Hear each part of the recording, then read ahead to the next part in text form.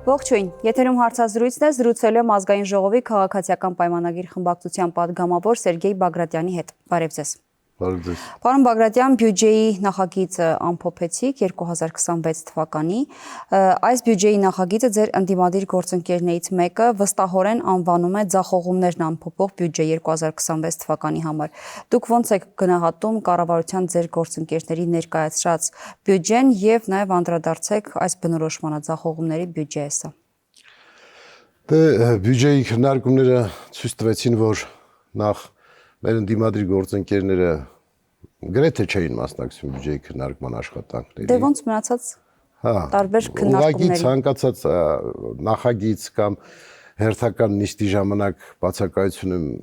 մի բան է, բայց երբ որ կոնկրետ բյուջեի տարվա գլխավոր փաստաթղթի քննարկմանը, որտեղ ամենամեծ ասելիքը պետք է ունենա հատկապես ընդդիմությունը չմասնակցելը, ուղղակի զարմանալի է, որտեղ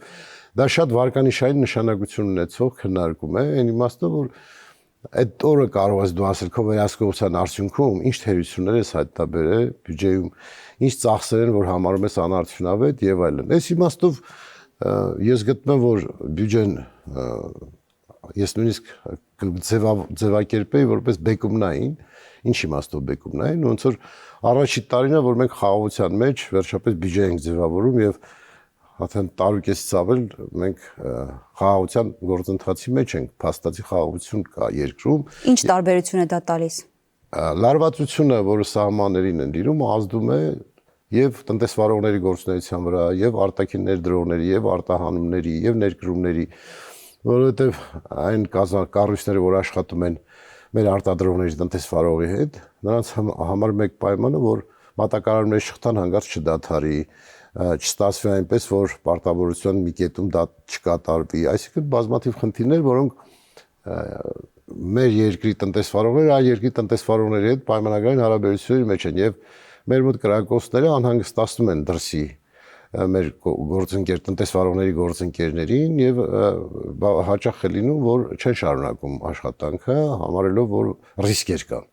Իսկ երբ որ խաղաղության մեջ է, սկսվում է տնտեսության արդեն առարկայական տեսանելի զարգացումը։ Բա ներդրումներ, այսինքն դուք պատկերացնում եք, որ 26 թվականին ձեր ասած այդ բեկումնային տարբերակով խաղաղության բյուջեով եւ խաղաղության միջավայրով կունենաք։ Իհարկե, տեսեք, ընդհանրապես տնտեսության մեջ հետեւյալ սկզբունքը կա, քանի տարի որ դու ռիսկեր ես ունեցել, այդքան տարի պետք է խաղաղություն ունենաս, որ սկսի արդեն այն ինչ որ դու սպասում ես։ Տասնամյակներ այսինքն։ Չէ, այսինքն տեսեք, եթե մենք 20 թվականի պատերազմից հետո մոտարապես մինչև 23 թիվը սեպտեմբերյան դեպքեր եւ Արցախից մեր հայրենակիցների բռնի տեղահանմանը 23 տարի կարելի ասել 20-23 թիվը մենք պատերազմական գործողության մեջ ենք եղել։ Եվ հիմա գնում ենք դեպի խաղաղություն, դեպի 26 թիվը դեպի խաղաղություն են գնում։ Եվ արդեն 26-ը ես համարում եմ բեկումնային այդ իմաստով, որ արդեն տարուկեսից ավել բացարձակ խաղաղություն է, դրանից առաջ էլ կարելի ասել շատ ավելի հանգիստ էր, քան մինչ այդ։ Հետևաբար տնտեսությունը, որը համեմատության մեջ պետք է դիտարկել եւ թվերը պետք է համեմատել, հասկանալու համար մեր ընդդիմախոսների քննադատության ճիշտ կամ սխալ լինելը, ես համենայն մեկ թիվ կարող եմ ասել, մեր 18 թվականին մեր բյուջեն ծախսային մասը 1 տրիլիոն 460 միլիարդ է եղել, արդեն 26 թվականի բյուջեում մեր ծախսային մասը 3 տրիլիոն 628 միլիարդ։ Այսինքն 2.5 անգամ մեր բյուջեն մեծացել է, 2.5 անգամ։ 18 թվական երբ որ եղել է այլ իշխանություն եւ այս 7 տարվա մեր աշխատանքի արդյունքում մենք ստացել ենք 2.5 անգամ կրկնապատիկից ավել բյուջե, հիմա դա լավ է թե վատ է։ Ես մյուս կարևորագույն թիվը, կարևորագույն առաջի բյուջեից մինչև 18 թիվը, այսինքն գրեթե 30 չէ, 20-ը 10, մինչև 18 թիվը ներառյալ ունեցել ենք ընդամենը 11 միլիարդ դոլարի համախառն ներքին արդյունք, այսինքն մեր արտադրանքների ծառայությունները բոլորը միասին 11 միլիարդ է կազմել։ Իսկ հիմա? Հիմա ունենք արդեն 25 միլիարդ։ Այսինքն 14 այս կողմ։ Հա,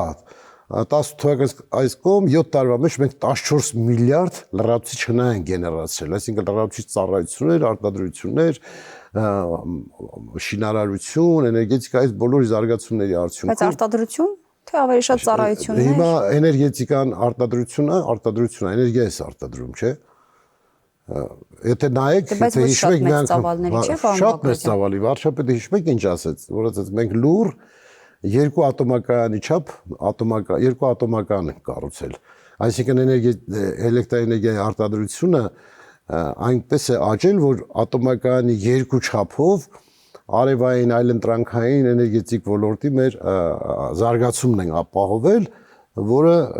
շատ հզոր թիվ է, դա արտադրություն է ուղիղ։ Էլեկտրաէներգիա արտադրությունը, էներգակրի արտադրությունը, դա շատ լուրջ արտադրություն է եւ մեկ օրինակով ասցինք, բայց բոլոր ոլորտներում։ Այսինքն, եթե դու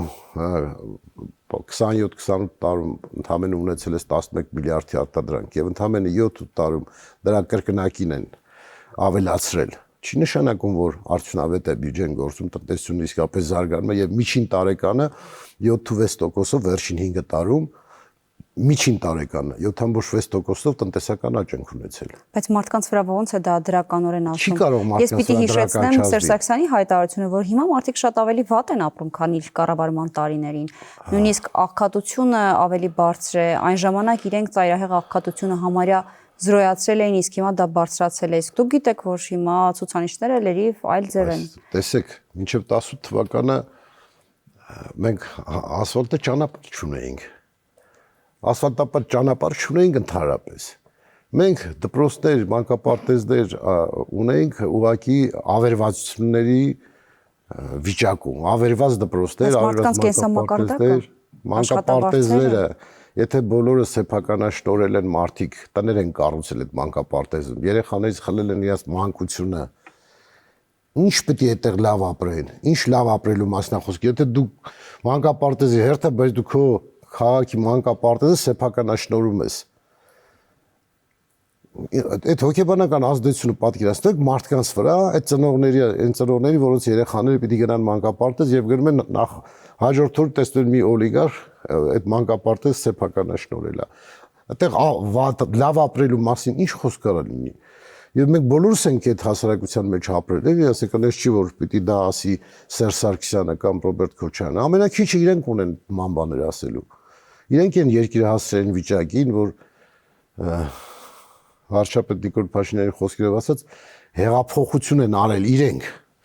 Իրենց վատ կառավարման արդյունքում իրենք հեղափոխություն են արել, որովհետև ժողովուրդը այլևս անհնար է համարել ապրել այդ իրավիճակում, այդ պայմաններում։ Ինչ համեմատության եզր կարող է լինել, վերցրեք ցանկացած քաղաքի փողոցները, դպրոցները, մանկապարտեզները, մշակույթի տները, բոլոր պայմանները նայեք, ջրագծերը նայեք, ոռոգման համակարգերը նայեք, համեմատության եզր չկա ընդհանրապես։ 7 տարում արվել է ավելի շատ աշխատանք, քան նախորդ բոլոր տարիներին։ Բայց մատնանշում են ցուցանիշները աղքատության։ Ցուցանիշները աղքատության ցուցանիշ էս բան գիտեք ինչքան է կազմում։ 0.6%։ 0.6%։ Կես տոկոս էլ չի կազմում։ Կես տոկոսի կարգի 0.6%։ Այսինքն 1% չի կազմում։ Իրենք ասում են այն ժամանակ զրոյացրել էինք մենք գրեթե ծայրահեղ աղքատությունը Հայաստանում երբեք չի վերացել։ Երբեք։ Դա ով ասում է, սուտ է ասում։ Վստահաբար։ Սերժ Սարգսյանը ստում է ստեպ։ Եթե ասել է որ ծայրահեղ աղքատություն չի եղել, ով էլ ասում էր, որ զրոյացրել ենք, գրեթե զրոյացրել ենք։ Չի, գրեթե զրոյացնելը կարող է 3% իրանք համարեն գրեթե զրոյացրել են, բայց 0.6% է հասկանում եք։ Սրանից ցածր մենք չենք ունեցել երբևէ։ Մենք դժգոհ ենք աղքատության մակարդակի դանդաղ իջեցումից։ Ծայրահեղ աղքատության հետ համեմատելու բան չկա, ուղղակի անհամեմատելի է, բայց աղքատության 21.7%-ը մենք համարում ենք բարձր ցուցանիշ։ Մենք 2%-ային կետով կարողացել ենք իջեցնել, բայց սա մեր քաղաքական թիմին ընդհանրապես դուրս չի գալի, որ չենք կարողանում ավելի իջեցնել։ Բայց եթե տնտեսության վիճակը լավ է ու զարգանում է, ինչու է 22%-ը վերլուծել ենք, այստեղ տեսեք ինչն է խնդիրը։ Հիմնականում մենք մոտ 500,000 կենսաթոշակառու ունենք։ Եվ այն դեպքերում, երբ որ այդ ընտանիքներում մեծ եկամուտներ չեն մտնում, նրանք այդ աղքատ խավի մեջ են լինում։ Իսկ դա համարյա 20% է կազմում։ Այդ թիվը մեր 3 միլիոնի մեջ 20% է կազմում։ Եվ եթե մենք ավելի մի քիչ ուսումնասիրենք, շատ զարմանալի մի բան կա, որը չեն կարողանում հաղթահարել, դա այն է, որ մենք այս պահին 13.9% գործազրկություն ունենք, բայց ունենք 60,000-ից ավել այլ երկրներից քաղաքացիներ, որոնք աշխատում են Հայաստանի Հանրապետությունում, եւ այդ աշխատատեղերը չեն զբաղեցնում երբևէ Հայաստանի Հանրապետության այդ չաշխատող գործազուրկ քաղաքացիները։ Այսինքն դրանք սպասարկման ոլորտում, շինարարության մեջ օրական 7-ից 10,000 դրամ վճարի պայմաններում մեր գործազուրկը չի ցանկանում աշխատել այդտեղ։ Իսկ դրսից եկած այլ երկրի քաղաքացիներ սիրով աշխատում են եւ բոլորս տեսնում ենք, որ այդ ոլորտերում բավականին շատ են այլազգիները, իհարկե մենք մեր մոտ տոլերանտության մասին չի խոսքը, ամեն ինչ նորմալ ենք համարում, որ այդպես է, բայց աշխատանքի տեղ լինելու պայմաններում չաշխատելը ես կարծում եմ ավելի շատ Իսկն շատ բան չեք պայմանավորում նրանով, որ չունենք աշխատատեղեր, այլ որ ունենք աշխատատեղեր, ինչ որ աշխատատեղեր, որոնք կարող են գործազուրկներին դուրս չգալ եւ իրենք չնախընտրեն աշխատել։ Սա է խնդիրը համարում նաեւ։ Սա խնդիր է, խնդիրներից մեկն է։ Իհարկե բազմաթիվ են եւ պետք է մենք ուսումնասիրենք, որովհետեւ տեսեք, մենք ինչ արեցինք, մենք առողջապահության հսկայական առողջապահության ֆինանսավորումը բերեցինք դրան, որ 65 տարեկանից բարձր եւ մինչեւ 18 տարեկանին ամբողջովին գրեթե ամբողջովին փակում ենք անվճար պետք է առողջապահության ծառայություն ստանան։ Սա շատ լուրջ։ Այո, կառավարությունը հաստատեց այսօր ամբողջական նախագծը։ Մենք սա ազգային ժողովում ենք քննարկում եւ հունվարի 1-ից դա գործելու է եւ դա գիտեք ինչքան մեր մեծահասակ մեր հարազատները շատերը վախենում են հիվանդանալ, զուտ մտածելով, որ միջոցներ չեն ունենա։ Այստեղ էլ կարծիք կա, պարոն Բագրատյան, ասում են սա էլ հավելյալ ֆինանսական բեռ է լինելու քաղաքացիների համար։ Էլի քաղաքացիները բեռ չեն ունենում։ Նրանք ովքեր կվճարեն այդ ապահովագրավճարները։ Չեն վճարում ոչ ոք։ Հիմա տեսեք, ասենք ես 18-ից 65 տարեկանները վճարելու են աշխատանք։ 18-ից 60 տարեկաններ, բայց իրենց հաշվին չի արվում դա։ Տեսեք, հիմնականում այստեղ մենք փոխել ենք մոտեցումը, այսինքն այլ ծառայության համար, երբ որ մենք օրինակ թե հիմնադրամ ունենք, չէ՞, այդ հիմնադրամին վճարում ենք Զինապահի հիմնադրամին 6500, մենք խնդրել ենք, թույլատրել ենք եւ հաշվարկել ենք, որ դրանից 1500-ը թողենք Զինապահի հիմնադրամին, օրինակ 5000-ը տեղափոխենք ապահովագրության դաշտ, այսինքն քաղաքացին դրանից տեղյակ չի, բաշխումն ենք մենք փոխում, պատկերացրեցիք։ Դե բայց ամեն դեպքում որոշակի գումար տարվա կտրվածքով վճարում է կատարվել։ Լավ, դա թողնենք, վերադառնանք կրկին բյուջեին 5.2-ից 5.4% մոտավոր, եթե տվյալների մեջ չեմ սխալվում, նախատեսվում է, որ 26 թվականի տնտեսական ակտիվության ցուցանիշը կլինի, բայց ես հիշեցնեմ, նաև ընդդիմադիր падգամավորներն էին դրա մասին խոսում, որ դուք ասում եք, որ լավ պայմաններում դուք կապահովեք 9% տնտեսական աճի ցուցանիշ եւ նորմալ պայմաններում դուք դա կանեք արդեն 7%-ի սանդղակով, բայց փաստացի հիմա հաջորդ տարվա համար դուք նախատեսում եք ձեր ասած երկու թիրախային կետից էլ ցածր կետ։ Ինչու՞։ Տեսեք, բյուջեն ինքը շարունակական ու բարբերականության խնդիրներ ունի, այսինքն ինքը երբ որ մենք 10.6 աճ ունեինք, մենք կանխատեսել ենք, որ հաջորդ տարի պետք է դա իջնի, որովհետև որպես բյուջե, որպես նաև որ հեշտ հասկանալի լինի մեր ժողովրդին, նաև բոլորիս ընտանեկան բյուջեն ինչպես է դու տարի է լինում, որ շատ հաջող է լինում, հաջորդ տարին ավելի նվազ հաջող է լինում, նույնը նաև այս մեծ ընտանիքի բյուջեն է։ Հիմա երբ որ կար որոշակի հակամարտություններ, որի ժամանակ մեր տնտեսվարողները կարողացան օգտվել հնարավորություններից, հիմա այդ հակամարտության խնդիրները առնվազն մատակարարման մասով կայունացել է եւ հնարավոր չի մեծ գործողություններ կատարել, հատկապես եթե հիշում եք, մենք ոսկու հետ կապված, թանկարժեք քարի հետ կապված կարողանում ենք լուրջ շղթա ձևավորել մեր տնտեսվարողները։ Եվ դա նաև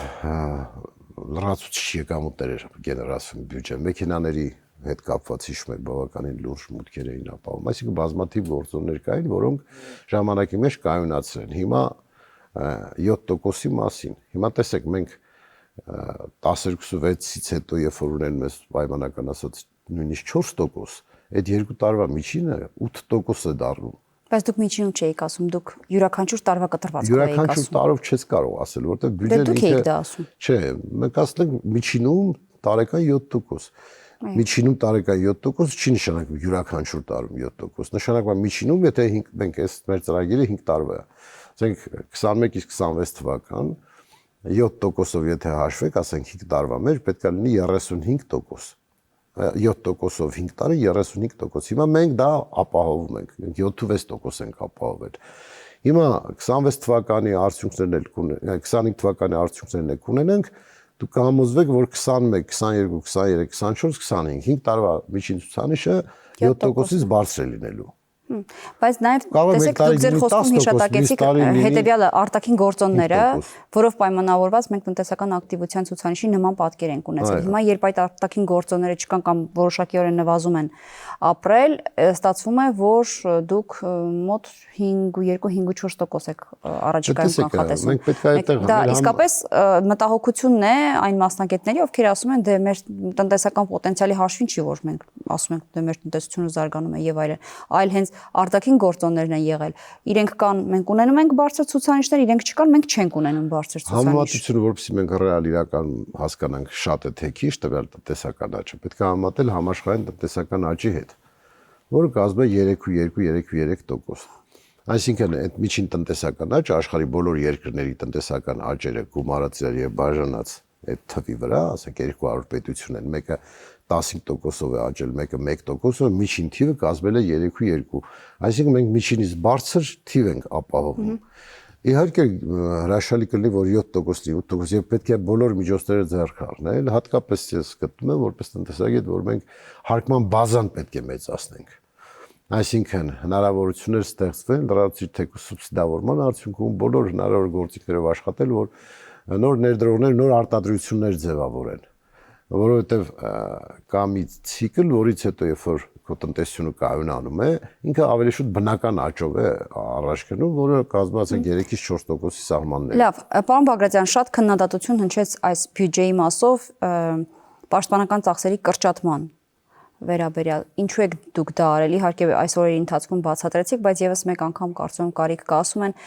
եթե դուք ուզում եք զարգացնել բանակը, եթե դուք ուզում եք զինել բանակը եւ իրենք ճիշտ չեն, որ դուք ուզում եք բանակը քանդել եւ այլն, իրենց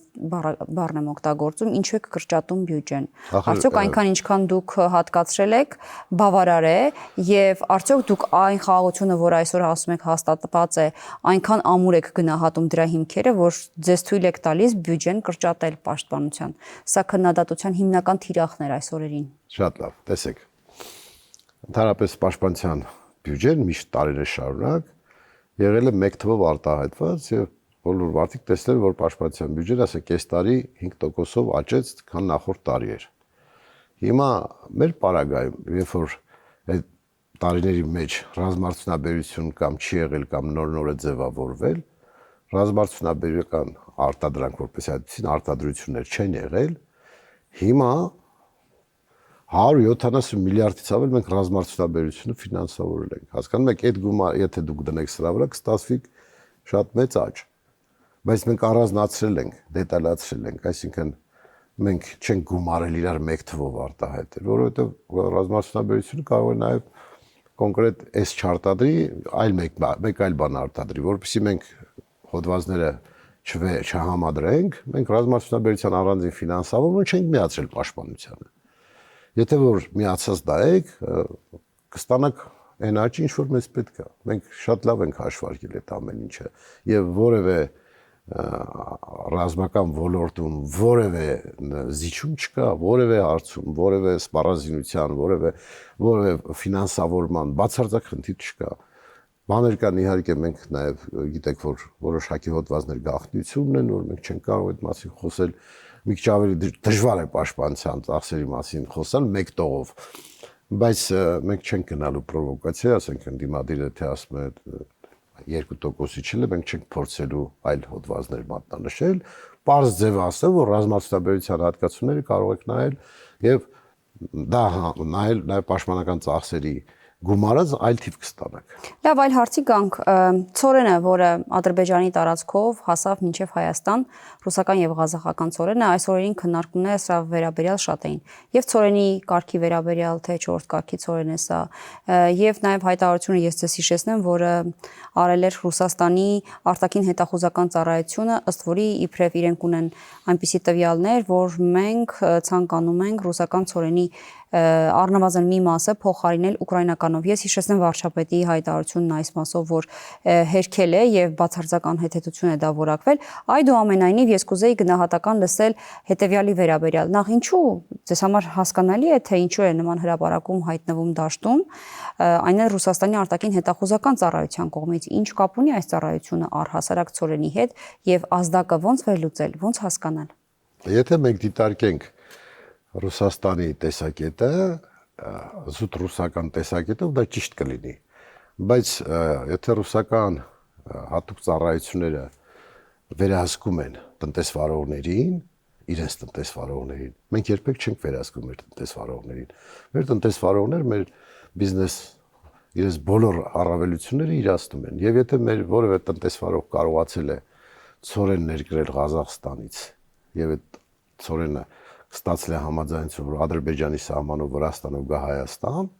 մենք տնտեսվարողի ողջունում ենք եւ նաեւ ասում ենք շնորհակալ ենք, որ նաեւ մեր մյուս կողմը ընդառաջել է մեր տնտեսվարողին, այսինքն չի ասել, քանի որ Հայաստանը այդ բեռը գնում, ինչպես ասենք 30 տարի չի եղել, չէ՞ որ հայկական բեռ թույլ տան անցնի Ադրբեջանով։ Հիմա թույլ են տվել, հաշվի առնելով օգոստոսի 8-ի համաձայնագիրը, հաշվի առնելով, որ արդեն խաղաղության ընթացքի մեջ ենք, հաշվի առնելով, որ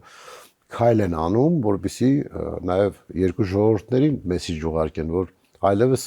մենք այս ճանապարհը գնալու ենք այդ ճանապարհով, խաղաղության ճանապարհով, այո, բեռներն անցնելու են Ադրբեջանով գան Հայաստան, Հայաստանով գնան Թուրքիա, Թուրքիայով գնան Եվրոպա,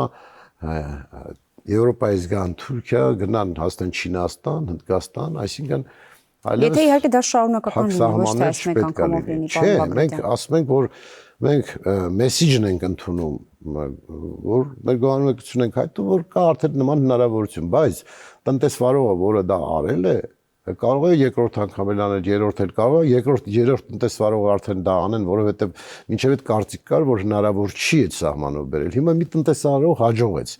Եթե երկրորդ, երրորդը բերեն, կնշանակի արդեն պետական քաղաքականություն փոխվեց, չէ՞, կնշանակի Ադրբեջանը այլևս իր սահմանները բացել է հայկական բեռների համար։ Իսկ այս հայտարարության մասով, որ ռուսական ցորենը փոխարինվի դա համար եմ ասում, ռուսները կարող են իրենց տնտեսվարողների գործողությունները որակեն։ Մեր տնտեսվարողները ժողովրդավարական երկրում են ապրում, իրենք ազատ են իրենց գործողությունների մեջ։ Մենք երբեք չենք կարող որևէ տնտեսվարողը ասենք ցորեն մի բեր Ադրբեջանով հանգարց չբերես, մենք չենք կարող նման բան ասել։ Տնտեսվարողը ազատ է ցանկացած ճանապարհով ապրանք բերելու։ Եվ մեր պետությունը այդտեղ որպես ժողովրդավարական պետություն համարում է ժողովրդավարական արժեք նաև տնտեսության թափանցիկությունը։ Մենք բիզնես ազատությունների ինդեքսով բարձր տեղ ենք գրավում աշխարհում։ Դա հենց շնորհիվ այդ բանի, որ մենք մեր տնտեսվարողների գործողությունները չենք վերահսկում։ Մենք չենք ասում, սա կարելի է, սա չի կարելի, սա օրենքի սահմաններում, խնդրեմ, եթե ինքը կարողանում է լոգիստիկան այնպես կազմակերպել, որ շատ ավելի ինքնարժեք է էժան նստի, կարողանում է իր ապրանքը բերել հասնել Հայաստան, մենք ողջունում ենք այդ տնտեսվարողին եւ այն երկրներին, որոնք հայկական բեռը թույլատրում են իրենց սահմաններով անցնի, որովհետեւ դա կարճացնում է ճանապարհը, չեն գնացել հասնեն նորից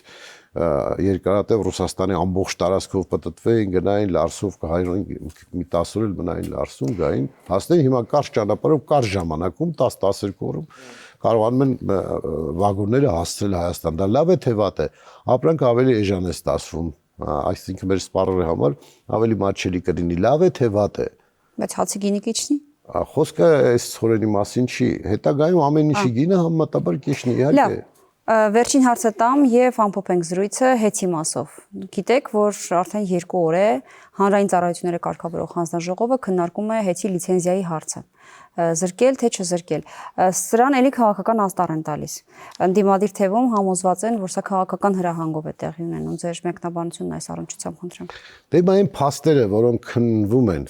որոնք նայում են ծախսային բլոկը, մուտքերը, ներդրումները, վերցրած վարկերը, նպատակային օգտագործումը վարկերի եւ այլն, քննում են այս խնդիրները։ Հիմա այս խնդիրները եթե գոյություն չունեն, ինչ կարող ես անել։ Եթե մարդիկ աշխատել են օրենքի համապատասխան, եթե վերցրել է 680 միլիոն եվրո վարկ եւ ամբողջովին օգտագործել է Հայաստանի տարածքում, հենասյուներն է փոխել, մեր մատակարարման ծառայությունների որակն է բարձրացել, էլեկտրաէներգիայի սակագինն է իջել, եթե դա արել է եւ մենք բոլորս տեսնում ենք, ինչ կարող է անել այդ տնտեսվարողին։ Բայց եթե չի արել, եթե այդ վարկային ռեսուրսները այլտեղ են ուղղվել, նպատակային վերցրվել է վերազինելու համար հեծը, բայց սա ասում եմ պայմանական, որովհետև գիտեք, քանի չի ապացուցվել, մենք իրավունք չունենք։ Ես ասում եմ վարկած։ Հնարավոր է, որ այդ գումարները օգտագործվել են մեկ այլ բիզնեսում։ Այդ դեպքում իրավունք ունի այդ կարգավորող մարմինը ասի, եղբայր, դուք կատարել խախտում եք արել, մեծ խախտում։ Լավ, լիցենզիայից զրկելուց հետո ինչ է լինում, ով է կառավարում։ Շարունակում է կառավարիչը իր աշխատանքը։ Որ կառավարչի մասին։ Նշանակված կառավարիչ հեծի կողմից նշանակված կառավարիչ շարունակում է աշխատանքը։ Եթե չի զրկվում լիցենզիայից, եթե զրկվում է ինչ է լինում։ Եթե զրկում է, շարունակում է կառավարիչը իր աշխատանքը, վերցնում են որոշակի վերլուծությունների արդյունքում որոշում են կայացնում, դա վաճառել մեկ այլ կազմակերպության, թե կառավարման տալ մեկ այլ կազմակերպության, թե պահել պետական, այս երեք տարբերակները պետք է քննարկեն կառավարությունում, այսինքն տնտեսապես մեծ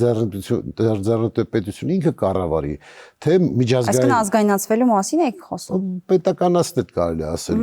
որտեղ ի վերջի հանրային սեփականություն է եղել, եթե խորհրդում ասեն, ի սկզբանե բավականին ոչ թափանցիկ գործողությունների արդյունքում օտարվել է եւ երբ որ սա առաջի հանրայնության ռազմավարական ծառայությունը դա պետությունը իրավունք ունի, իրավասություն ունի դա հետ բերելու, դարձնել նորից հանրային սեփականություն։ Բնականաբար այդտեղ հաշվարկներ են արվելու, որևէ մեկից ոչինչ չի խլելու։ Դա լինելու է միջազգային օրենքների համապատասխան, այսինքն կառավարման տեսակը կորոշեն այդ վերլուծության արդյունքում։ Եթե պետական կառավարում կմնա, թե կհանձնեն կառավարումը մասնագիտացված կառույցի, թե կոտարեն, իհարկե ես կողմ չէի, որ կողմ չեմ եղել, միշտ որ օտարեն, ես կողմ եմ տալ կառավարման, որովհետև երբ որ կառավարումը լավ չի իրականացնում, կարող ես փոխել կառավարչին։ Իսկ օտարելուց հետո բավականին այս բարդություններ են առաջանում։ Շնորհակալ եմ զրույցի համար։ Ես նույնպես շնորհակալ եմ։ Զրուցակիցս ազգային ժողովի պատգամավոր Սերգեյ Բագրատյանն էր։ Կհանդիպենք։